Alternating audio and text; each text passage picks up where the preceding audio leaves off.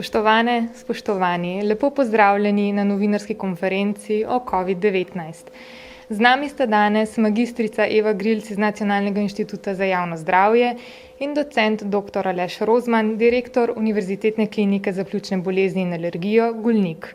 Oba gosta prav lepo pozdravljam. Hkrati pa med nami lepo pozdravljam tudi gospo Karin Brumen, ki bo danes slovenski govorni jezik prevajala v znakovnega. Kot vsako sredo bo tudi danes na Brdu pri Kranju potekal sestanek članov vlade s svetovalno skupino pri Ministrstvu za zdravje. Po sestanku bo sledila redna seja vlade. O vseh odločitvah vas bomo obvestili, kot običajno, na jutrišnji novinarski konferenci. Zaradi prazničnega torka so danes številke opravljenih testov nekoliko nižje, kot običajno poročamo v sredo. In sicer je bilo včeraj opravljenih 2007 PCR testiranj in pa 4143 hitrih antigenskih testov. S PCR testi je bilo včeraj potrjenih 398 novih okužb. Podatki kažejo, da se je znižalo tudi število aktivnih okužb v državi, ki po oceni NIJZ trenutno znaša okoli 9250. Počasi se znižuje tudi 14-dnevna incidenca, ki je že padla pod 500 in trenutno znaša 437.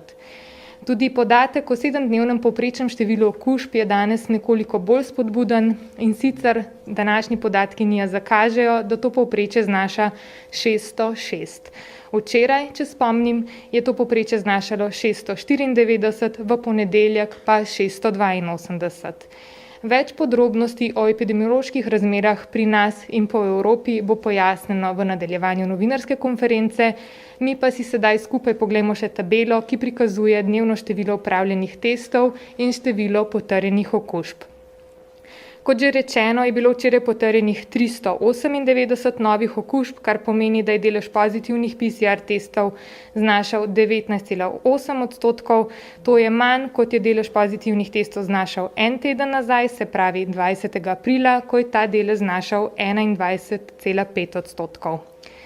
Število COVID-19 pacientov, ki potrebujejo bolnišnično oskrbo, žal še vedno ostaja visoko.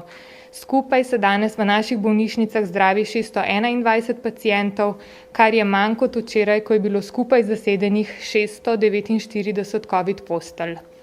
Tudi postelje na intenzivni terapiji ostajajo bolj zasedene, kot bi si želeli, in sicer intenzivno terapijo danes skupaj potrebuje 155 COVID pacientov.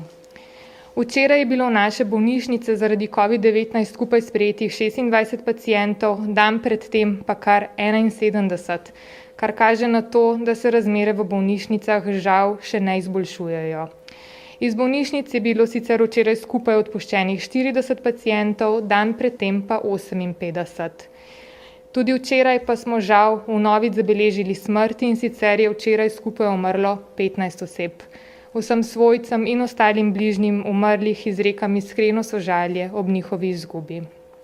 Kot običajno si poglejmo sedaj še graf, ki prikazuje trend zasedenosti postelj na COVID oddelkih.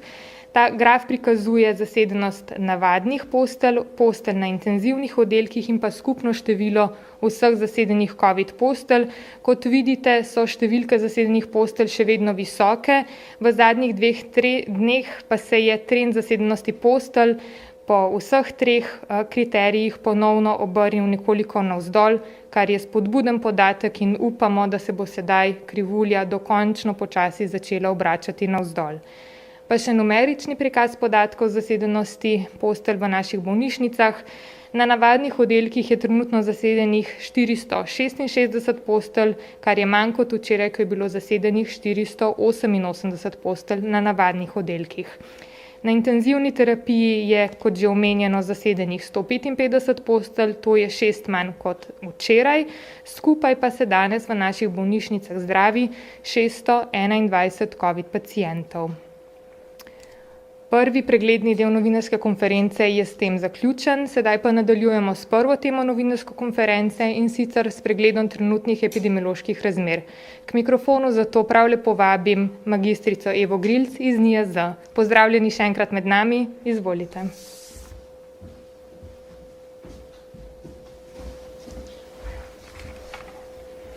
Hvala za besedo. Na kratko bom predstavila še nekaj dejstev o pandemiji. Torej, pandemija v svetu, kot tudi v Sloveniji, je še aktivna, še traja. Vidimo tudi iz tegale grafa, da število pravzaprav obolelih oziroma incidenca prijavljenih primerov v svetu narašča naprej. Pomembno žarišče ostajajo tudi evropske države. Pravzaprav že glede na barvo zemljevida v 14. in 15. tednu je razvidno, da je pandemija še aktivna, ponekod so barve že svetlejše, recimo Portugalska, Finska, vendar so absolutni indikatorji pandemije so še kar visoki. Kar je dobro, je, da je 14-dnevna incidenca se počasi znižuje, kar je manj dobro, da nekaj držav še vedno poroča, mislim, da 10 držav v 15. tednu poroča, da incidenca v nekaterih starostnih skupinah še vedno narašča.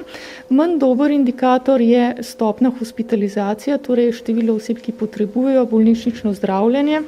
To je kar 26 državah še visoko, med njimi je tudi, oziroma 20 državah med njimi je tudi Slovenija.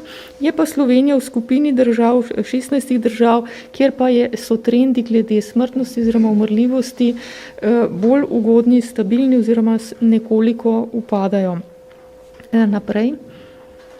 Kot je že omenjeno, v Sloveniji smo do sedaj testirali več kot milijon 100 tisoč oseb s PCR-em, s hitrimi antigenskimi testi več kot 2 milijona. Testiranih oseb je bilo v preteklem dnevu 2007, od teh je bilo pozitivnih 398 ali 19,8%.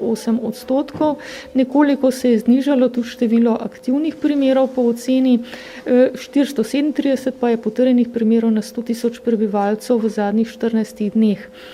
Če po ocenah je vir okužbe oziroma glede na najverjetnejši vir okužbe je lokalni vir, veliko pa je seveda tukaj neznank oziroma neznanih virov, ker je možnosti okužb verjetno veliko.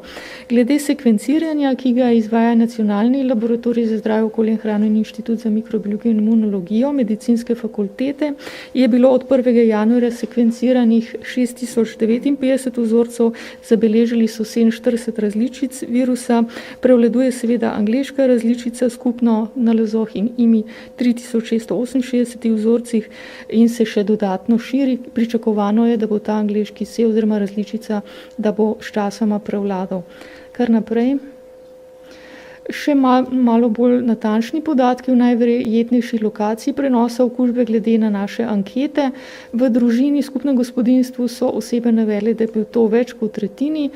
Najverjetnejši vir okužbe, še vedno več kot tretjina, je neznan vir okužbe, delovno mesto sledi na drugem mestu, zasebna druženja, nekaj malega tudi okužbe v vzgojno-izobraževalnih zavodih in pa drugo. Omenjene so tudi trgovine. Naprej.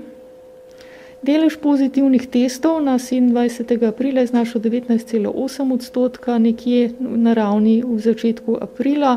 Delež je bil že nekoliko nižji, morda je to tudi vprašanje naključja ali pa morda tudi stvar druženja, mogoče malo večjega druženja med prazniki.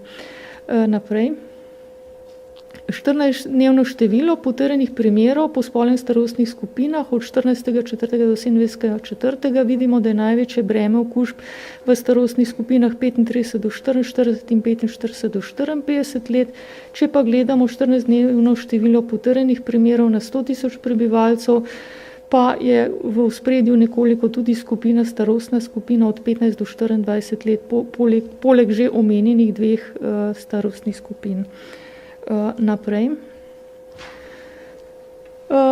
Situacija v domovih starejših občanov se je po zaključenem cepljenju oziroma po uspešnem cepljenju precej izboljšala, beležimo manjše število primerov novih okužb in pa znatno manjše število smrti, kar je razvidno tudi na tem grafu.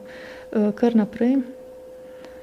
In pa tedensko število umrlih, pri katerih je bila okužba SARS potrjena v 28 dneh pred smrtjo, glede na teden smrti med vsemi prebivalci in pa oskrbovanci, je prav tako to število v upadanju. Naprej.